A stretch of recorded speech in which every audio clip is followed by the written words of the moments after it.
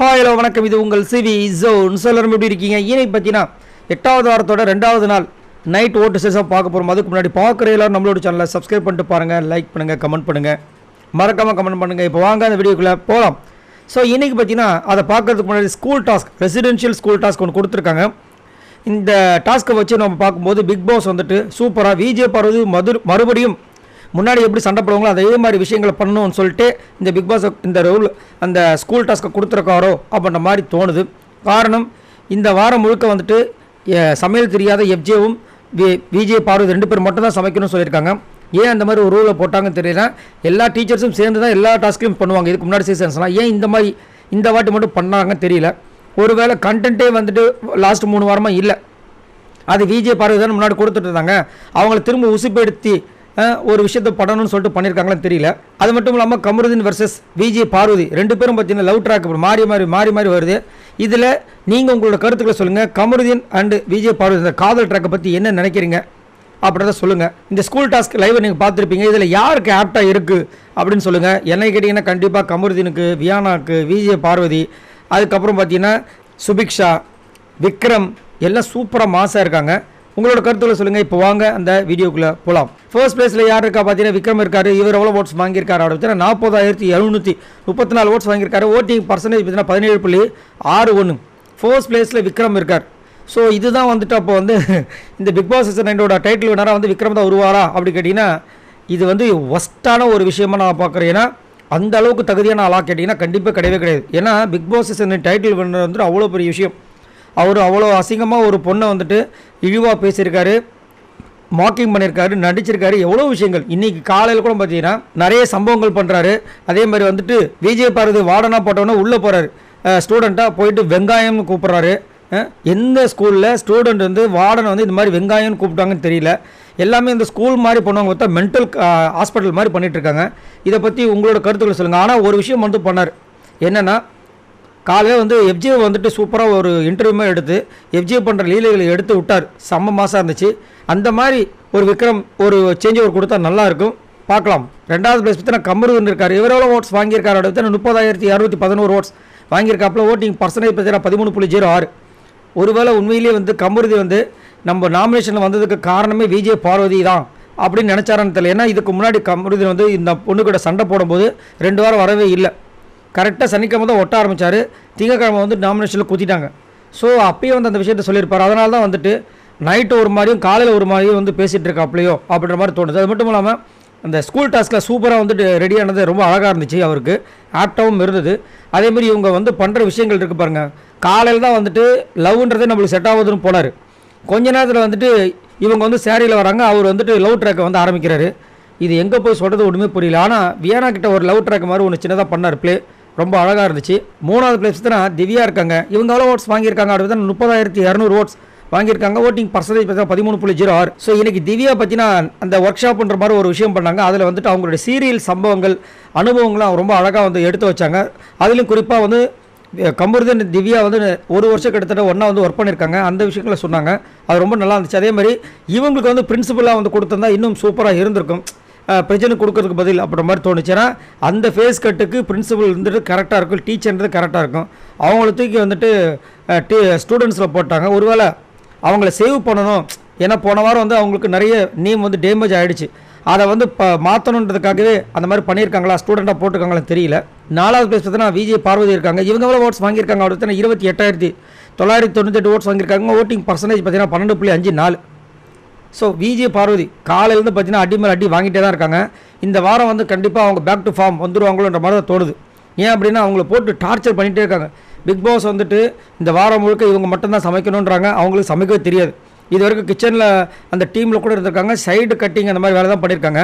அதே மாதிரி இவங்கள வந்து வார்டனாக போட்டிருக்காங்க. விச் மீன்ஸ் ஆல்ரெடி ஒரு டாஸ்க் ஒன்று கொடுத்துருப்பாங்க. அதில் வந்து வார்டனாக வந்து அதிகப்படியாக திவ்யா தான் வந்தாங்க. ஆனால் கொஞ்ச நேரத்துக்கு முன்னாடி தான் இந்த டாஸ்க் ஆரம்பிக்கிறதுக்கு முன்னாடி திவ்யா வந்து பிக் பாஸ் கிட்ட சொல்லியிருப்பாங்க, ரிக்வஸ்ட் பண்ணியிருப்பாங்க, என்னை தயவு செஞ்சு வார்டனாக போட்டுறாதீங்க அப்படின்ட்டு. அதே மாதிரி யாரை வார்டனாக போட்டால் வீட்டில் எல்லோரும் சந்தோஷமாக ஜாலியாக கேலி பண்ணுவாங்களோ அவங்கள தூக்கி போடணும்னு சொல்லிட்டு விஜய் பார்வதி போட்ட மாதிரி இருக்குது. அதுவும் வந்து குறிப்பாக வந்து அவங்கள பழி வாங்குற மாதிரி அவங்க இந்த வாரம் வந்து வச்சு செய்யணும். அப்போ தான் வந்து கான்ஃப்ளிக்ட் அதிகமாக வரும். ஏன்னா இந்த வார்டன்ற விஷயங்களில் வேறு யாரையாவது போட்டால் பெருசாக சண்டையே வராது. ஒரு இணக்கமான ஒரு விஷயமே இருக்கும். விஜய் பருவம் வந்து அங்கே கண்டென்ட் கிடைக்குன்ற மாதிரியே போட்டிருக்க மாதிரி இருக்குது. பட் அந்த அளவுக்கு ஒருத்தான ஒரு கண்டஸ்டன் நினச்சி பண்ணியிருக்கீங்களா, அதே ஒரு சூப்பரான விஷயம். பட் இருந்தாலும் அந்த சமையல்ன்ற மேட்டரில் வந்து விஜய் பருவத்துக்கு சப்போர்ட் பண்ணுற மாதிரி ஏதாவது ஒரு விஷயம் பண்ணியிருக்கலாம். 5வது பிளேஸ் பார்த்தீங்கன்னா பிரசன்ட் இருக்காப்புல. இவர் எவ்வளோ ஓட்ஸ் வாங்கியிருக்காரு அப்படின்னா 16,802 ஓட்ஸ் வாங்கியிருக்காரு. ஓட்டிங் பர்சன்டேஜ் பார்த்தீங்கன்னா 7.26. சூப்பராக வந்து அந்த கேரக்டருக்கு ஏற்ற மாதிரி தாடியாக சேவ் பண்ணி நெத்தியில் பட்டையை அடித்து அப்படி திக்கிற மாதிரி ஒரு விஷயம் பண்ணியிருக்காரு. ரொம்ப அழகாக இருக்குது. இதுக்கு முன்னாடி ஒரு டாஸ்க்லையும் பார்த்தீங்கன்னா ஊமையானா பண்ணியிருப்பார். ரொம்ப அழகாக இருந்துச்சு. அந்த ஒரு நடிப்பு திறமையை வந்து ரொம்ப அழகாக வந்து பண்ணிகிட்ருக்காரு. அதேமாதிரி காலையிலேருந்து பார்த்தீங்கன்னா யாருக்கிட்டையும் சண்டை சச்சரவு இல்லாமல், குறிப்பாக யாருக்கெல்லாம் சண்டை இருந்துச்சோ அவங்களெல்லாம் ப்ரைஸ் பண்ணுற விஷயங்கள், விக்ரம் வந்தாலும் சரி சுபிக்ஷா வந்தாலும் சரி அவர் பண்ணுற விஷயங்கள் ரொம்ப அழகாக இருக்குது. 6வது பிளேஸ் பார்த்தீங்கன்னா அரோரா இருக்காங்க. இவங்க எவ்வளோ ஓட்ஸ் வாங்கியிருக்காங்க அப்படின்னு பார்த்தீங்கன்னா 15,416 ஓட்ஸ் வாங்கியிருக்காங்க. ஓட்டிங் பர்சன்டேஜ் பார்த்தீங்கன்னா 6.67. குடிகாரம் போச்சு விழிஞ்சா போச்சுன்னு சொல்லுவாங்க. அரோரா போச்சு அன்றைக்கே போச்சு. ஏன்னா நேற்று நைட்டு நம்ம தான் வந்து கமருதீன் நீ போயிட்டு கமருதீன் என்கிட்ட பேசவே பேசாத அப்படின்னாங்க. நீ போய் கல்யாணம் பண்ணாலும் கல்யாணம் பண்ணிக்கோ அப்படின்னாங்க. காலையில் பார்த்தா கமருதீன் கூட ஜாலியாக பேசிகிட்டு இருக்காங்க. எனக்கு இந்த படத்தோட டைலாக் சொல்ல எனக்கு ரொம்ப பிடிக்கும், சச்சின் பட டைலாக் சொல்ல பிடிக்கும்னு சொல்லிட்டு கடலை போட்டுட்ருக்காங்க. என்னத்தை சொல்ல இவங்களை தூக்கி வந்துட்டு அந்த ஸ்டூடெண்ட்ஸில் போடாமல் டீச்சரில் போட்டதுனால சம மாதம் இருந்திருக்கும். இன்னும் கொஞ்சம் நல்லா வந்து பயங்கர போயிருக்கு. ஏன்னா ஒரே இடத்துல விஜய் பார்வதி அண்ட் அரோரா இருக்கும்போது இன்னும் கான்ஃபிடென்ட்டாக இருந்திருக்கும். பட் ஸ்டூடெண்ட்ஸாகவே போட்டாங்க. மறுபடியும் வந்து கமருதீன் அண்டு அரோரா ஒன்றா சேர்ந்து பண்ணுற விஷயங்கள்லாம் வந்துட்டுருக்கு. 7வது பிளேஸ் பார்த்தீங்கன்னா அமித் இருக்காரு. இவர் எவ்வளோ ஓட்ஸ் வாங்கியிருக்காரு அப்படின்னு பார்த்தீங்கன்னா 14,918 ஓட்ஸ் வாங்கியிருக்காப்புல. ஓட்டிங் பர்சன்டேஜ் பார்த்தீங்கன்னா 6.45. அமித் வந்து ஒரு சூப்பரான ஒரு கேரக்டர் எடுத்திருக்காரு. இந்த நண்பன் படத்தில் வந்துட்டு வைரஸ் சத்யராஜ் அவர்களுடைய கேரக்டர் எடுத்த மாதிரி இருக்குது. ஃபேஸு அதே மாதிரி ஹேர் ஸ்டைல்லாம் செம்மையாக வந்து பண்ணியிருக்காரு. அப்படியே அதே மாதிரி வந்துட்டு கோவமாக பார்க்குற விஷயங்கள் ரொம்ப அழகாக அதுக்குன்னு மெனக்கட்டு ஒரு சில விஷயங்கள் பண்ணுறது ரொம்ப நல்லா இருக்குது. 8வது பிளேஸ் பார்த்தீங்கன்னா சாண்ட்ரா இருக்காங்க. இவங்க எவ்வளோ ஓட்ஸ் வாங்கியிருக்காங்க அப்படின்னு பார்த்தீங்கன்னா 14,366 ஓட்ஸ் வாங்கியிருக்காங்க. ஓட்டிங் பர்சன்டேஜ் பார்த்தீங்கன்னா 6.21. ஸோ இன்றைக்கி வந்து அவங்களுடைய ஒரு ஸ்பீச் மூவி எக்ஸ்பீரியன்ஸ் வந்து ஷேர் பண்ணாங்க. ரொம்ப அழகாக இருந்துச்சு, ரொம்ப மோட்டிவேஷனாக இருந்துச்சு. ஸோ படங்களை வந்து நிறைய பேர் வந்து ஒரு சில கேரக்டர் வந்து தவிர்ப்பாங்க. அந்த மாதிரி தவிர்க்காதீங்க. எந்த கேரக்டர் இருந்தாலும் அதை ஒரு சேலஞ்சாக எடுத்து போனாங்க. ஏன்னா சினிமா கேரக்டர் வேறு, நம்மளோட ஒரிஜினல் கேரக்டர் வேறுன்றது மாதிரி ஒரு சூப்பரான விஷயத்தை பண்ணாங்க. ரொம்ப நல்லா இருந்துச்சு. 9வது பிளேஸ் பார்த்தீங்கன்னா கனி இருக்காங்க. இவங்க எவ்வளோ ஓட்ஸ் வாங்கியிருக்காங்க அப்படின்னு 14,243 ஓட்ஸ் வாங்கியிருக்காங்க. ஓட்டிங் பர்சன்டேஜ் பார்த்தீங்கன்னா 6.16. ஸோ கனி சூப்பராக வந்து தமிழ் டீச்சராக வந்து நல்லா பர்ஃபார்மன்ஸ் பண்ணிகிட்டு இருக்காங்க. ஆனால் அதுலேயும் வந்து வன்மம் கமருதீன் வந்து ஒரு திருக்குறள் வந்து சொல்லிட்டு இருக்காரு. அதை விடுங்க, அந்த ஒழுக்கத்தை பற்றி சொல்லுங்கள் அப்படின்னும் போது அவங்க ஏதோ ஒன்று அப்படியே லைட்டாக ஜர்க்கு வாங்குறாரு. அதான் நான் உங்களுக்கும் ஒழுக்கத்துக்கு தான் ஏகாம்பரத்தமாச்சே அப்படின்னு கலாச்சி விட்டாங்க. ஸோ ஃபுல்லாக இதே மாதிரி தான் வந்துட்டு அங்கே அந்த ரூல்ஸ் புக்கை படிக்கும்போது வந்து விஜய் படுது என்னென்ன பண்ணணும்னு கேட்டவுடனே ஒரே சந்தோஷத்தில் வந்துட்டு வன்மத்தில் வந்து சிரித்து கலாச்சாங்க. ஸோ இன்னுமே வந்துட்டு கனி இப்போ மட்டும் இல்லை, நேற்று நைட்டும் பார்த்தீங்கன்னா இவங்களை வந்துட்டு முகத்தெரிய கிழிச்சாகணும், இவங்களை வந்து நம்ம நாமினேஷன் பண்ணணும் அப்படின்ற மாதிரிலாம் விஷயங்கள்லாம் பேசிகிட்டே இருக்காங்க. எப்போ தான் இதுக்கு ஒரு விடிவுகள் வரப்போன்னு தெரியல. ஈவன் தான் அவங்க தங்கச்சி சொல்லியும் மாறலை. 10வது பிளேஸ் பார்த்தீங்கன்னா வியானா இருக்காங்க. இவங்க எவ்வளோ ஓட்ஸ் வாங்கியிருக்காங்க அப்படின்னு பார்த்தீங்கன்னா 13,038 ஓட்ஸ் வாங்கியிருக்காங்க. ஓட்டிங் பர்சன்டேஜ் பார்த்தீங்கன்னா 5.64. அழகாக இருக்காங்க. இந்த ஸ்கூல் ட்ரெஸ்ஸில் சூப்பராக இருக்காங்க. இன்னும் சம்திங் ஏதாவது பண்ண போகிறாங்கன்னு நினைக்கிறேன். இவங்களுக்கும் கமருதீனுக்கும் ஒரு சின்ன ஒரு குட்டி லவ் ட்ராக் மாதிரி க்ரியேட் பண்ணுறாங்க. ரொம்ப அழகாக இருக்குது. அதே மாதிரி திரும்ப வந்துட்டு எஃப்ஜேவை நானும் லவ் பண்ணல, எஃப்ஜேக்கு ஆல்ரெடி ஆள் இருக்குன்றாங்க. காலையில் விடிய காலத்தில் 3 மணி வரைக்கும் அங்கே வந்து நின்று பேசிகிட்டு இருக்காங்க. அப்போ தான் வந்துட்டு விஜய் பார்வதி அண்ட் கமருதீன் வரதை பார்க்குறாங்க.